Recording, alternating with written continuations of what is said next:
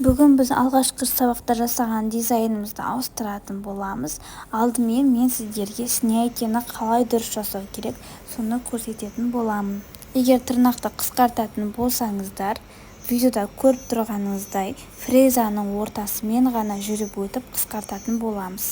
Снятие жасаған кезде басты нәрсе тырнақтың жанына тиіп кетпеу, яғни кутикулға тиіп кетпеу. Кутикулға тиетін болса, клиентке некомфортны болып, қолын күйдіретін болады. Снятие жасаған кезде бір жерді осылай сипалап тұра бермей, тек барлық жерлерді ауыстырып барлығын жасау керек. Неге? Если біз бір жерді ғана фрезалап тұратын болсақ, клиенттің қолын күйдіре бастайды. Егер де сіз менің тегін видеоурогымды әлде қарап отырған болсаңыз, босқа қарап отырмай тіркеліп, лайк басып, осындай видеоурогты іздеп жүрген достарыңызға таратып кетіңіз. Қолыңызбен снятие жасап отырсыз, сол тырнақтың жанын снятие жасау қиын болады, сондықтан клиенттің қолын осылай бұрып аламыз да, тырнақтың ұшынан жоғарыға қарай фрезалайтын боламыз. Бізде бұл жерде басты нәрсе тырнақтың ұшына тигізбеу. Тырнақтың ұшына тиіп кететін болса, сіз тырнақты сындырып немесе ойып жіберуіңіз мүмкін. Сол жағынан абай болыңыз. Снятие жасаған кездегі басты проблема бұл қорқыныш. Егер де сіз жаңадан бастап жүрген мастер болсаңыз, осыны жақсылап тыңдап алғаныңыз жөн. Сіздің қорқынышыңызды қалай жеңеміз? Біз бұл жерде екі нәрсені қорқынышпен қатты қысып ұстап аламыз. Бұл біріншіден клиенттің қолы, екіншіден аппараттың ручкасы. Бұл екі нәрсені де біз жай ғана бос ұстау керекпіз. Қорықпаймыз. Басында скоросты жай скоросқа қойып үйренгеніңіз абзал. Бірақ егер де тез үйреніп қорқынышымды тез жойғым керек десеңіз, скоросты барына шығарып қойғаныңыз дұрыс. Қалай ауыртпай снятие жасауға болады деп сұрайтын жандарға, қолды жаңа айтқандай клиенттің қолын бостап отырып, аппараттың ручкасын бостап отырып, мысықтың жүзін сипағандай фрезаны төмен қарай түсіріп отырамыз. Тағы да айтамын қыздар, бір жерді қайта фрезалай беретін болсақ, клиенттің қолын күйдіріп жібереді. Видеодағыдай мен бір фреза жасадым, алып тастадым, арасына уақыт қойдым, қолмен жайлап ұстап отырмын, көріп тұрған болсаңыздар, бір саусағымен тырнақтың бетін ұстап қарап отырмын. Қатты күйдіріп жатыр ма, күйдіріп жатырған жоқ па, солай уақыт салып, арасына 1-2 секунд салып, 2-3 секунд салып, осылай фрезаласақ, ешқандай да қорқыныш болмайды, қауіпсіз болады. Клиентке де қауіпсіз болады, өзіңізге де қауіпсіз болады. Фрезалап болғаннан кейін обработкаға көшеміз. Осындай апельсиновый палочкамен еттерін жаймен итеріп аламыз. Бірінші сабақта көрсеткен тырнағымыз бізде почти 2 ай тұрған, бірақ 2 тырнағымыз сынып қалған. Сондықтан біз қазір 2 тырнағына біз алдымен тырнағымызды дайындап аламыз. Осы жанындағы жоқ тырнақты қатты пилкалап қажет емес, 2 шетін ғана пилкаласақ сол да жарайды. Сосын үстіне тырнақтың үстін шлифовка жасап жібереміз. Қатты басып шлифовка жасаудың қажеті жоқ. Жай ғана жұмсақ пилка алсаңыз, жұмсақ пилкамен тырнақты ауыртпайтын болады. Клиентіміздің снятиесін қатты көп алмадым, себебі біздің клиентіміздің қолы тырнақтары жұмсақ, ауыртатын болғандықтан кішкене қалдырдым. Егер де ол кісі ары қарай гель-покрытие жасамайтын болса, сіздің жағдайыңызда жаймен алып тастауға тура келеді. Енді біз форма жасаймыз. Байқағандарыңыз болса, біздің тырнағымыз басында квадрат болып тұрды снятиеден кейін. Сол квадраттың ұшын пилкамен алып тастау арқылы ұшымен жанын осылай пилкалап келіп доңғалатамыз. Сол кезде бізде овал шығады. Енді біз тырнақтың үстін шлифовка жасаймыз. Тырнақтың пластинасын не үшін шлифовка жасаймыз? Бізге гель-покрытие жасайтын уақытта осылай шлифовка жасау керек болады. Тырнақтың эмалін алу арқылы жасаған гель-покрытиеміз 1 ай бойы тұру үшін осылай шлифовка жасайтын боламыз. Егер де сіздің клиентіңіз гель-покрытие жасамайтын болса, шлифовка жасаудың қажеті жоқ. Міндетті түрде ол уақытта біз шлифовка жасамаймыз. Если біз жасап тастаған болсақ, үстіне бір слой база жағып, қорғаныс ретінде база жағып тастау керекпіз, базамен топ. Егер жақпайтын болсаңыз, сіздің мына шлифовка жасап тастаған тырнағыңыз заражение болып қалуы мүмкін.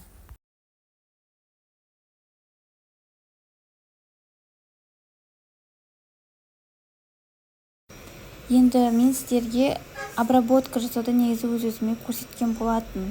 Енді клиентке қалай жасайтынымызды көрсететін боламын. Жалпы фрезамен обработка жасап жатқан кезде бір саусағымызды, ручканы ұстап тұрған қолымыздың бір саусағын, көріп тұрғандарыңыздай клиенттің қолына либо өзіміздің шығып тұрған саусағымызға тіреп тұрамыз. Тіремейтін болсақ, біз сіздің қолдарыңызда контроль болмайды.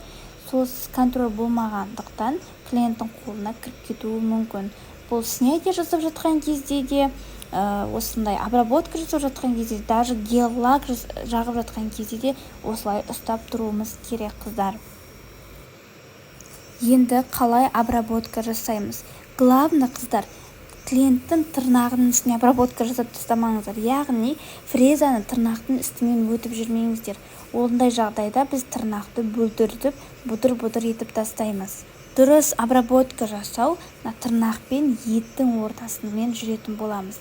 Тырнақ пен еттің ортасымен жүріп өткенде біздің мына жақ етіміз ашылады. Сол етті сосын былай шлифовка жасап, аппақ болып тұрған нәрселерді алып тастайтын боламыз.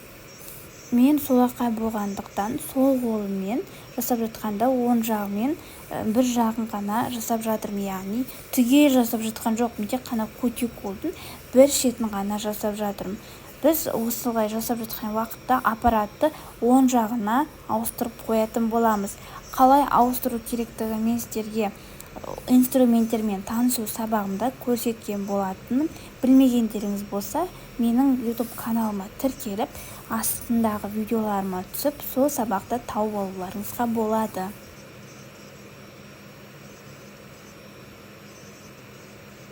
Енді оң жағын бітіргеннен кейін аппаратты сол жағына қарай ауыстырып, тырнақтың үстінен бастап, еттің үстінен бастап, төменге қарай түгел обработка жасайтын боламыз. Осының алдында айтқандай, тырнақ пен еттің ортасымен жүріп өтетін боламыз. Егер де ар жағында не болып жатқанын білгіңіз келсе, тырнақты өзіңіз қарай жоғарға ұстап тұрып, обработка жасауға болады. Қыздар, сіздерге менің осындай тегін видео уроктарым ұнап жатырған болса, тезірек менің YouTube каналыма тіркеліп, дамуына үлес қосып кетіңіздер. Әлде алда көптеген сіздерге керекті видео уроктар шығаратын боламын, көптеген сіздер білмейтін дизайндарды шығаратын боламын. Астына комментарийға білмейтін тағы да сұрақтарыңыз болса, қойып жазып кетіңіздер. Мен побольше видео салуға, сіздің сұрақтарыңызды жауап ретінде побольше видео салуға тырысатын боламын. Енді міне ет алу самый главный вопрос. Яғни қыздардың көп қатты қорқатын жерлері осы. Кусачки мен кутикулды алу. Көп қыздар кусачки мен кутикул алған кезде қанатып алып жатады. Қанатқанның өзінде ол қанды немен тоқтататынын білмейді. Әрине, мен ол қанды немен тоқтататын тоже өзімнің инструменттермен танысу сабағымда көрсеткен болатын, сол жерден қарай аласыздар. Енді мен қазір сіздерге толықтай айтатын боламын, қанатпай қалай таза алу керектігін.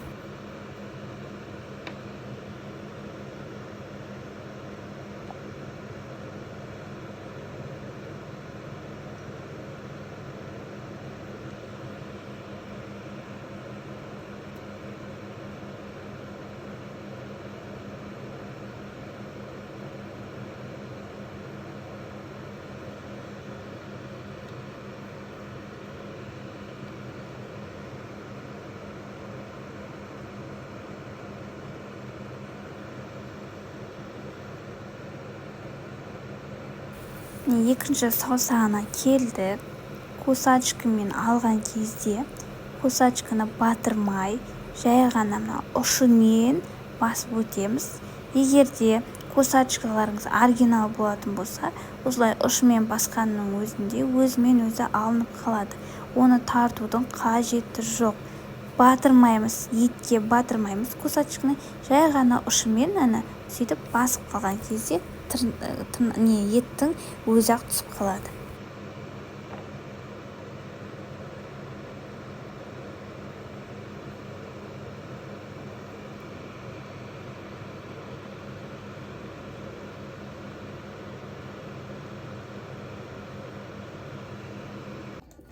Түгел обработка жасап болғаннан кейін бесфорсовый салфетканы обезжиривать елімізге малып аламыз да бүкіл шаң тозаңды осылай тазалап сүртіп шығатын боламыз.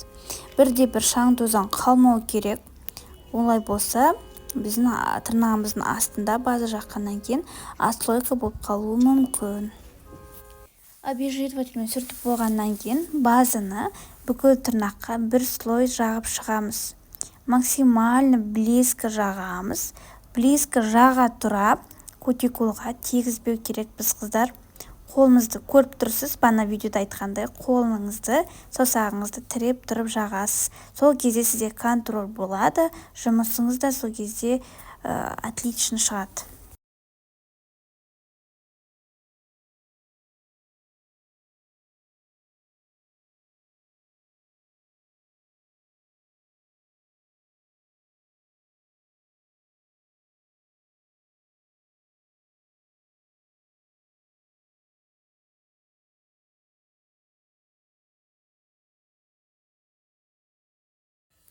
Енді біз наращивание ногтиді осындай типсаға жасайтын боламыз. Осы базаны жағып алғаннан кейін үстінен обезжиривательмен сүртіп тастап жүрмеңіздер қыздар. Ешқандай шаң, тозаң, қылшық-мылшық тырнаққа тимеу керек, клиенттеріңізге ескертіп қоясыздар. Осылай типсиға мен гелімді жағып алам. Сначала тонко жағып аласыз, как банағы тырнақты бір слой жаққандай тонко жағып аласыз да ұзындығын белгілеп, сосын үстіне тағы да кішкене осылай қосасыздар. Нормада қосасыздар. Қатты қалың да, қатты жұқа да болмау керек, тырнағымыз сынып қалмас үшін. Одан кейін мен осылай астына салатын гүлдерімді дайындап қойдым. Осылай гелімізді жағып алғаннан кейін апельсиновый палочка арқылы жаймен гүлдерімді тырнақтың ұшына қарай белгілеп, тырнақтың ұш жағына осылай гүлдерімді салатын боламын.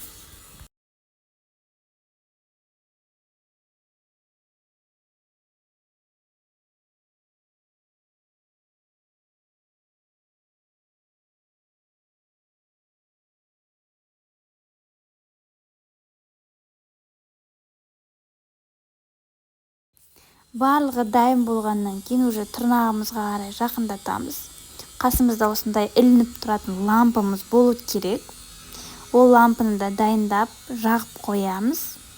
Жағып қойғаннан кейін барып, осылай типсимізді тырнаққа қарай жақындатып алып келеміз де, кутикулға қарай жақындатып барып жапсырып лампаның астына ұстап тұратын боламыз. Кутикулдан алшақ болып қалмасын, кутикулға қарай итеріп тұрып лампаға осылай кептіретін боламыз.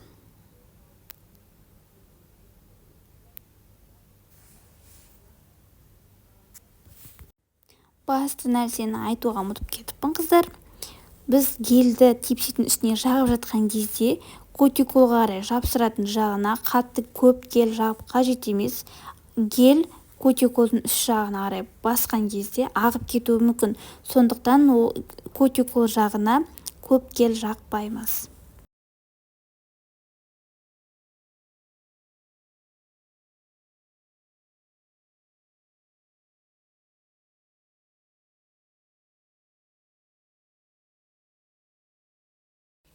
Алпыс секундтай осылай ұстап аламыз, кептіреміз ұстап. Содан кейін барып ары қарай бұрамыз да тырнақтың ұш жағын бөлек кептіретін боламыз.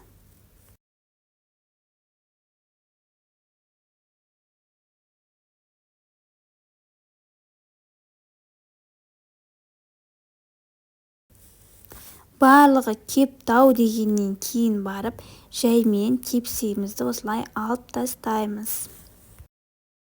Енді мына сынбаған тырнақтарымыздың астына осылай гүлдерімізді жапсырып аламыз да, тағы да үстінен базымен жағып бір кептіріп аламыз.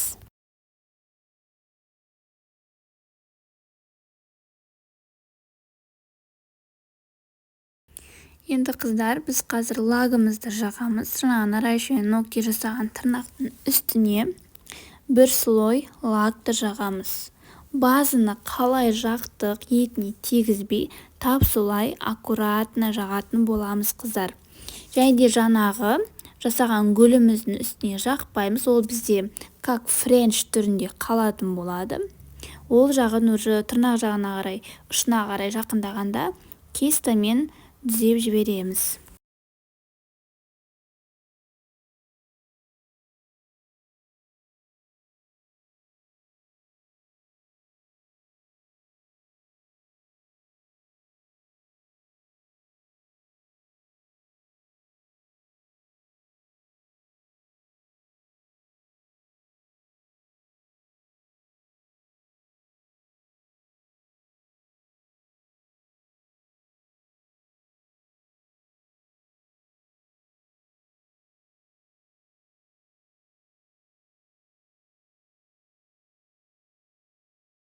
Дәл солай бір слой лагымызды жағып кептіреміз де, екінші слойын жағып тағы кептіріп аламыз да, осындай ұшына ақ полоска сызық сызатын боламыз.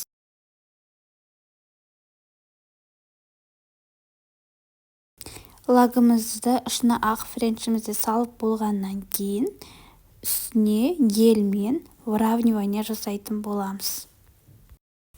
Тырнағыңыздың үлкен кішілігіне қарап, нормальный мөлшерде гель аламыз да, тырнақтың ортасына қоямыз да, жаймен осылай жан жақтарына таратып төменге қарай түсіретін боламыз. Бұл бізде база емес, гель болғандықтан ағып кетпейді, уже асықпай ровно жасап алуыңызға болады. Гельді жан жағына таратқан уақытта біз кутикуланы жақындатпаймыз. Барлығын ортасына қарай жақсылап таратып болғаннан кейін кисточкамен кутикул жақтарына жақындатып осылай жағып алатын боламыз да, кейін 60 секундқа кебуге жібереміз. Егер жасаған выравниваниеңіз қисық болатын болса, тырнақты төңкеріп аламыз да, жақсылап выравнивание жасалғанша тырнақты қозғалтамыз, немесе кестамен дұрыстап жіберетін боламыз. Барлық тырнағымызға выравнивание жасап болғаннан кейін артынан осылай топ жағып жібереміз. Топ бізде тырнақты түгелдей кептіруге және де жақсы эффект беруіне көмектесетін болады.